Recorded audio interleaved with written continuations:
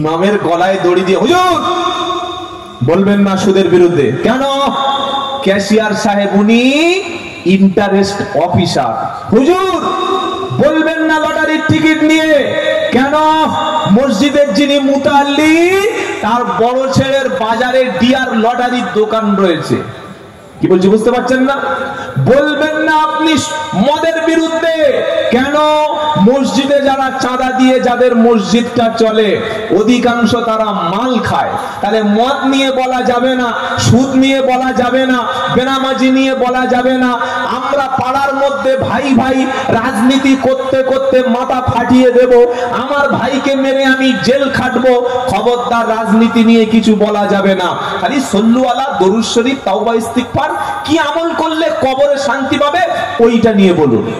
কি বলছি বুঝতে পারছেন না? এজন্য আলেমদের ইমামদেরকে হক কথা বলতে দেবেন। ইমামকে জুমার দিন কণ্ঠরোধ করবেন না। প্রত্যেকটা মসজিদের যোগ্য ইমাম রাখুন। মসজিদে এসি লাগিয়ে লাভ নাই যদি মসজিদের মুসাল্লিদের মধ্যে কোরআন জানা না থাকে। মসজিদে টাইলস লাগিয়েছেন, কে আপনাকে বলেছে মসজিদে টাইলস লাগাতে যদি মহল্লার মধ্যে ছেলেরা কোরআন না পড়তে পারে? মসজিদ তিনতলা করেছেন, লাভ নাই যদি মসজিদ মহল্লার মধ্যে গাঁজার আসর চলে, যদি সুদের মহিলারা পর্যন্ত সুদের সঙ্গে যুক্ত হয়ে গেছে, বন্ধন মহিলা সমিতি সহ একাধিক সুদে প্রকল্প আমাদের মায়েরাও ইনভলভ হয়ে গেছে, তিনতলা চারতলা মসজিদ করেছেন। কিন্তু মানুষের ঈমান কি করে ফিরে আসবে, মানুষের মধ্যে ধর্মীয় চেতনা কিভাবে জন্মাবে, এই চিন্তাটা মসজিদ কমিটির করার দরকার আছে না নাই? আছে ইনশাআল্লাহ। সেজন্য আপনাদের প্রত্যেকের আগিয়ে আসতে হবে। যেটা শোনাচ্ছিলাম, কিয়ামতের ওই কঠিন মুসিবতের দিনে কেউ কারোর কোনো উপকারে, কোরআনুল কারীমে তাই আল্লাহ পাক বলেন, ফালা আনসাবা বাইনাহুম ইয়াউমা ইদি ওয়ালা ইয়াতাসাআলুন। কেউ কারোর খবর নেবে না। ইয়াউমাইদি ওয়ালা ইয়াতাসাআলুন, এমনকি কেউ কাউকে কিয়ামতের দিনে ইসরাফিল যখন সিংহায় বাঁশিতে ফুঁক দেবে, ওই কিয়ামতের দিন কেউ কারো জিজ্ঞাসা করবে না যে ভাই তুমি কেমন আছো। আহা, আল্লাহু আকবার। আপনি এখান থেকে যদি দিল্লি যান, কলকাতায় যান, হাওড়ায় যান, বেঙ্গালোরে যান, কিংবা বাইরের কোন রাজ্যে যান, সেখানে গিয়ে যদি একটা বাংলা ভাষী লোক দেখতে পান, আমরা কি বলি? ও ভাই বাড়ি কোথায়? তো বললাম আমার বাড়ি এই দেবীপুর। দেবীপুর চেনেন তো আপনারা? দেবীপুর কি নাম? বললাম আমার নাম শওকত আলী। ও আচ্ছা আচ্ছা, দেবীপুরের বাড়ি? আহা, আমার বাঙালি ভাই, আমার বাড়ির পাশের ভাই। বলি কি বলি না, ভাই তুমি কেমন আছো, কি খবর? বাড়ির সব খবর ভালো। আমরা এমনি বন্ধু বান্ধব কিছুদিন দেখা না হলে, আত্মীয় স্বজনের সাথে কিছুদিন আমাদের দেখা না হলে, আমরা দেখা হলে জিজ্ঞাসা করি না, করি না? কি বলি? ও ভাই কেমন আছো? আর আমরা কি বলি? এই কোন রকমে কেটে যাচ্ছে, এটা বলি তো। কিন্তু মুসলমানের ভাষা কি? আলহামদুলিল্লাহ, আল্লাহ ভালো রেখেছেন। আজ থেকে কি বলবো? বলেন কি বলবো? আলহামদুলিল্লাহ, আল্লাহ ভালো রেখেছে। আল্লাহ পাক শোনাচ্ছে, দুনিয়ায় আত্মীয় স্বজন, পাড়া প্রতিবেশী তোমাদের মধ্যে দেখা হলে একে অপরের খোঁজ খবর নাও, জিজ্ঞাসা করো। কিন্তু কিয়ামতের দিন ফালা আনসাবা বাইনাহুম ইয়াউমাইদি ওয়ালা ইয়াতাসাআলুন। কিয়ামতের দিন কেউ কারো জিজ্ঞাসা করবে না ভাই তুমি কেমন আছো, বন্ধু তুমি কেমন আছো, জিজ্ঞাসা সেদিন করবে না। বললে কেমন হবে? তো কোরআন শোনাচ্ছে, ও আনদিরহুম ইয়াউমাল আজিফাতি ইদিল কুলুবু লাদাল হানাজিরি কাদিমিন মালিদ যালিমিনা মিন হামিমিন ওয়ালা শাফিউতা। এটা 24 নম্বর পারা, 8 নম্বর পৃষ্ঠা, 3 নম্বর লাইনের 18 19 নম্বর আয়াত, সূরা মুমিন। কোরআন শোনাচ্ছে, কিয়ামতের সেই বিভীষিকার দৃশ্য যখন শুরু হবে, মানুষের কলিজাটা গলার কাছে যখন চলে আসবে, এই রকম ভয়ের পরিবেশ যখন তৈরি হবে, বন্ধু নিজের বন্ধু থেকে দূরে চলে যাবে। ভাই তুমি কেমন আছো, বন্ধু তোমার কি পরিণতি, এই সম্পর্কে কিয়ামতের দিন কেউ জিজ্ঞাসাবাদ করবে না। আল্লাহু আকবার। সেজন্য মুসলমান নিজের আমল ঠিক করে নিন, নিজের ঈমান ঠিক করুন, আল্লাহর উপরে ভরসা রাখুন। আল্লাহ যেন সেই কিয়ামতের দিন আমাদের সবাইকে নাজাত দান করে। সকলে বলুন আল্লাহুম্মা আমিন। যখন আত্মীয় স্বজন সব ছেড়ে যাবে, কেউ কারোর খোঁজ খবর নেবে না, এইবারে তার পরের আয়াতে সূরাল মুমিনুন আল্লাহ শোনাচ্ছে, এইবার আমি বান্দার আমলটা ওজন করব। কি করব বলুন? ওজন করা হবে। ফামান সাকুলাত মাওয়াজিনুহু ফাউলাইকা হুমুল মুফলিহুন। আল্লাহ পাক বলছেন, আমি যখন আল্লাহ কিয়ামতের দিন বান্দার আমল যেদিন আমি ওজন করব, যার নেকিটা, যার আমলটা, যার ভালো কাজটা ভারী হবে, সেই ব্যক্তি কিয়ামতের দিন সফল হয়ে জান্নাতে যাবে। জোরে বলুন না সুবহানাল্লাহ। প্রত্যেকটি আমল সেদিন ওজন হবে। এমন কোন আমল নেই যে আমলটা গোপন থাকবে। সূরা জিলজালায় আল্লাহ আবার বলছেন, ফামাইয়া আমাল মিসকালা দাররাতিন খায়রান ইয়ারা ওয়া মাইয়া আমাল মিসকালা দাররাতিন শাররান ইয়ারা।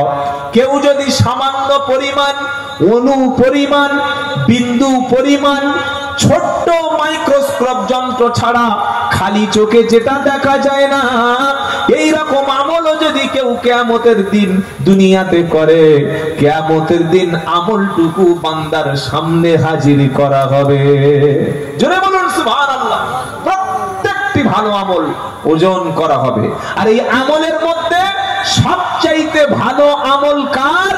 যার চরিত্র ভালো, আখলাক ভালো, ভালো চরিত্রের মানুষ জান্নাতে যাওয়ার আগে দাবিদার হবে। জোরে বলুন না সুবহানাল্লাহ। আমরা নামাজ পড়ি, আবার গীবত করি, নামাজ পড়ি, পরচর্চা করি, নামাজ পড়ি, মানুষের সমালোচনা করি, নামাজ পড়ার সাথে সাথে স্বামী স্ত্রীর মধ্যে, ভাই ভাইয়ের মধ্যে, পাড়া প্রতিবেশীর মধ্যে ঝগড়া ঝামেলা বাঁধিয়ে দিই। নামাজ পড়ার পরেও আমি চুরির মাল ক্রয় করি। নামাজ পড়ার পরেও দোকানে বসলে মাশাআল্লাহ এই রকম বড় দাড়ি, আর ওজন করার সময় এত নিম্নমানের খারাপ মাল ওজন করে মানুষকে ঠকিয়ে দিই। মনে হয় পৃথিবীর কেউ দেখতে পায় না, কিন্তু দেখতে পায় কে?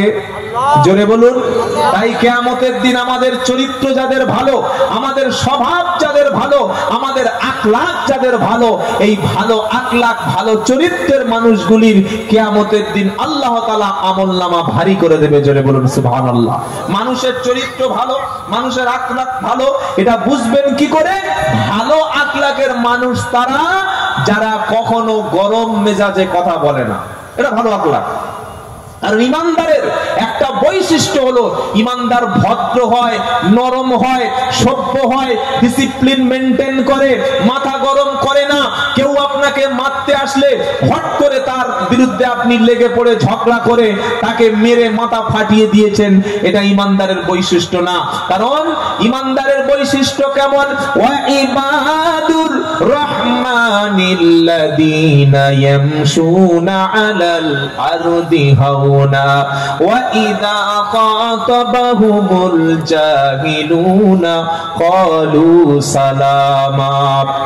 19 নম্বর পারা 4 নম্বর পৃষ্ঠা 6 নম্বর লাইনে 64 নম্বর আয়াত, সূরার নাম ফুরকান।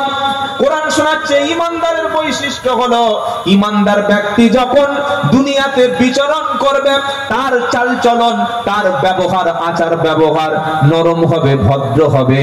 কেউ যদি তার সঙ্গে ঝগড়া করে, অশান্তি করে, কেউ যদি তার সঙ্গে তর্কে জড়িয়ে পড়ে, ঈমানদার ব্যক্তি আসসালামু আলাইকুম ভাই সালাম দিয়ে সেখান থেকে চলে যাবে। ঈমানদার কখনো ঝগড়াটে হয় না। জোরে বলুন সুবহানাল্লাহ। আবার ঈমানদার ব্যক্তি কখনো বদমেজাজি হয় না। কিছু মানুষ আছে না, প্রচন্ড মেজাজ খারাপ, কথা বললেই মেরে দেয়, এমনকি নিজের স্ত্রীর উপরে অত্যাচার করে, নিজের কাজের লোকের সঙ্গে কুকুরের মতো ব্যবহার করে, নিজের স্ত্রীকে মনে করে গোলাম, নিজের স্ত্রীকে মনে করে রান্নার জন্য, আমার সেবা করার জন্য বাড়িতে দাসী নিয়োগ করেছি। না ভাই, মেয়েরা আমাদের দাস না, মেয়েরা স্ত্রীরা স্বামীর গোলাম না, স্ত্রীরা কাজের মেয়ে নয়। আমারও যতটা অধিকার আছে সংসারে, আমার এবং আপনার স্ত্রীর ততটা অধিকার আছে।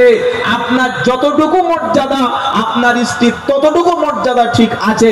স্ত্রী ভুল করবে, স্ত্রী অন্যায় করবে, মায়ের সামনে, তার আমার আত্মীয় স্বজনের সামনে, ছেলের সামনে, ভাইদের সামনে বড় বড় কথা বলে কুকুরের বাচ্চা, শুকরের বাচ্চা, অমানুষ, অসভ্য, এই সমস্ত অসভ্য কথা আমরা স্ত্রী সম্পর্কে যেন না বলি। কারণ তারও পার্সোনাল একটা সেন্টিমেন্ট আছে, তারও পার্সোনাল একটা রেসপেক্ট বলে জিনিস আছে। আমরা স্ত্রীদেরকে আমাদের জীবন সাথী বলে মনে করব। ইমানদার ব্যক্তির চরিত্র যার ভালো, কিয়ামতের দিন তার আমলনামা তার তত বেশি ভারী হয়ে যাবে। জোরে বলুন সুবহানাল্লাহ। কয়েকজন সাহাবা বিশ্ব নবী মুহাম্মদ মুস্তাফা সাল্লাল্লাহু আলাইহি সাল্লামের চরিত্র সম্পর্কে আল্লাহর নবীর কাছে জিজ্ঞাসা করতে গেছে। গিয়ে বলেন, রাসূলের স্ত্রী আম্মা জান আয়েশা সিদ্দিকার সঙ্গে দেখা হলো। বলল, আমাদের মা রাসূল করিম সাল্লাল্লাহু আলাইহি সাল্লামের চরিত্র কেমন, তার আদর্শ আখলাক কেমন, কিছু বলুন। আল্লাহর নবীর স্ত্রী আম্মা জান আয়েশা সিদ্দিকা রাদিয়াল্লাহু তাআলা আনহা বললেন, ও সাহাবারা, তোমরা কি কোরআন পড়ো নাই? কোরআনে যেটা পড়েছো 30 পারা কোরআন যেটা, সেটাই হলো বিশ্ব নবীর চরিত্র। জোরে বলুন সুবহানাল্লাহ। 30 পারা কোরআনের মধ্যে তোমরা যেটাই পেয়েছো, ওই জীবন্ত কোরআন হচ্ছে আমার বিশ্ব নবী। জোরে হবে না সুবহানাল্লাহ। জীবনে কোনো মানুষকে কোনোদিন ক্ষতি করেনি, জীবনে কোনো মানুষকে প্রতিশোধ নেয়নি, জীবনে কোনো মানুষকে কোনোদিন মিথ্যা কথা বলেনি, ধোঁকাবাজি করেনি, মানুষকে কোনোদিন কষ্ট দেয়নি।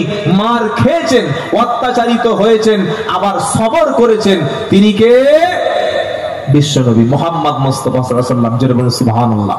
তাহলে কিয়ামতের দিন আল্লাহ রাব্বুল আলামিন যেদিন পাল্লা ওজন করবেন নেকি, সেদিন নেকির পাল্লা ভারী হবে। নেকির পাল্লা ভারী হওয়ার জন্য আমরা আমাদের ক্যারেক্টার, আমাদের চরিত্র সৌন্দর্য করব। 1 নম্বর মিথ্যা ছাড়বো ইনশাআল্লাহ। বলেন দেখি।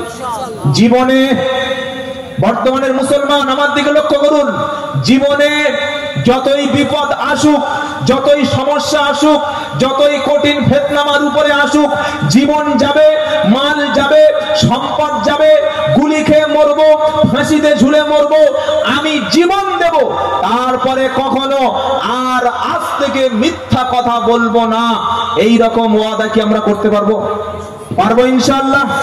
আর জীবনে মিথ্যা কথা বলবেন না। সকলে হাত তুলে বলুন ইনশাআল্লাহ। বলুন ইনশাআল্লাহ। আজ বিশ্বের মুসলমানের কাছে অমুসলমানরা আশা করে যে মুসলমানরা অন্তত মিথ্যা কথা বলে না, কিন্তু আমাদের সঙ্গে চলাফেরা করে, ব্যবহার করে, আমাদের সঙ্গে তারা আচরণ করে, অমুসলিমরাও পর্যন্ত দেখে মুসলমানরা মিথ্যা কথা বলে। কেন? তারা ইসলাম সম্পর্কে ভালো ধারণা রাখতে পারবে। 2 নম্বর হলো, জীবনে কোনোদিন কোন মানুষকে জেনে বুঝে শুনে কাউকে ক্ষতি করবেন না। বলুন ইনশাআল্লাহ। কোন মানুষকে ক্ষতি করবেন না। আপনি মানুষকে ক্ষতি করছেন, আপনি একটা মানুষের উপরে জুলুম করছেন, আল্লাহর পক্ষ থেকে এমন মার, এমন ক্ষতি আপনার হয়ে যাবে, আপনি হিসাব ফেরাতে পারবেন না যে কিভাবে হলো, কিভাবে ক্ষতিটা হলো। আপনি যে মানুষকে ক্ষতি করেছেন, আসমান থেকে ফয়সালা কিন্তু হয়ে যাবে। 3 নম্বর হলো, জীবনে কোনো মানুষকে কোনোদিন ধোঁকা দেবেন না। বলুন ইনশাআল্লাহ। জোরে বলুন ইনশাআল্লাহ। কারণ ইমানদার ব্যক্তি ওয়াদা রক্ষা করে, ইমানদার ব্যক্তি প্রতিশ্রুতি ভঙ্গ করে না। ইমানদার ব্যক্তির জবানটা এত দামি, মুখ দিয়ে যেটা উচ্চারণ করে সেটা ইমানদার ব্যক্তি অক্ষরে অক্ষরে পালন করে। ওয়াদা খেলাপ করা, প্রতিশ্রুতি ভঙ্গ করা, কাউকে কথা দিয়ে কথা ফেল করা, এই চরিত্র কোনোদিন ইমানদার মুসলমানের হতে পারে না। আল্লাহ তাআলা কিয়ামতের দিন আমাদের সবার নেকির পাল্লাকে যেন ভারী করে দেয়। সকলে জোরে বলুন আল্লাহুম্মা আমিন। তারপরে আয়াতে আল্লাহ রাব্বুল আলামিন বলেন, ওয়ামান খাফফাত মাওয়াজিনুহু ফাউলাইকাল্লাযীনা খাসিরু আনফুসাহুম ফি জাহান্নামা খালিদুন। এরপরে আল্লাহ বলছেন, যাদের পাল্লা ভারী হলো, যাদের আমলটা ভারী হলো, তারা তো সফল হয়ে জান্নাতে চলে গেল। তার পরবর্তী যাদের নেকির পাল্লা কম হবে, গুনাহের পাল্লা, পাপের পাল্লা যাদের ভারী হয়ে যাবে, তাদের নিজের ক্ষতি তারা নিজেরা করেছে, তারা হলো চিরস্থায়ী জাহান্নামী। মুসলমান, আমি যদি নামাজ না পড়ি, আমি যদি সুদ খাই, আমি যদি মানুষ খুন করি, আমি যদি প্রতিবেশীকে কষ্ট দিই, আমি যদি ভাইয়ের সম্পত্তি ভক্ষণ করি, আমি যদি মিথ্যা কথা বলি, আমি যদি আল্লাহকে, রাসূল করিম সাল্লাল্লাহু আলাইহি সাল্লামকে যদি ছেড়ে দিই, এর জন্য দোষ কি কাউকে দিতে পারবো? আমার আমল যদি কম হয়, গুনাহ যদি বেশি হয়, আমার ক্ষতি আমি নিজেই করেছি। তাই যাদের নেকির পাল্লা ভারী হবে না, কম হবে, কোরআন শোনাচ্ছে তারা নিজের ক্ষতি নিজেরা করেছে। আল্লাহ পাক তাদের শাস্তি কি দেবেন? তালফাহু উজুহাহুমুন নার ওয়া হুম ফিহা কালিহুন। এই পাপিষ্ঠ, বদনসিব, এই সমস্ত যাদের আমলের মধ্যে কোনো ভালো আমল নাই, নেকির পাল্লা যাদের হালকা হয়ে গেছে, গুনাহের পাল্লা যাদের ভারী হয়ে গেছে, এই ব্যক্তিগুলির কিয়ামতের দিন মুখে আগুন দিয়ে আল্লাহ সেদিন ঝলসে দেবে। আল্লাহু আকবার, নাউযুবিল্লাহি মিন যালিক। কিয়ামতের দিন পাপিষ্ঠ ব্যক্তির চেহারা, মুখ, সুরাত, তার স্ট্রাকচার, তার অবয়ব, তার ফেস, তার সুন্দর মুখমণ্ডলটা আগুন দিয়ে জ্বালিয়ে পুড়িয়ে ছাই করে দেওয়া হবে। মুখ কালো হয়ে যাবে, বাদরের মতো হয়ে যাবে, মুখের কোনো নূর থাকবে না, মানুষের আকৃতি, তার, জোরে বলুন, আকৃতি থাকবে না।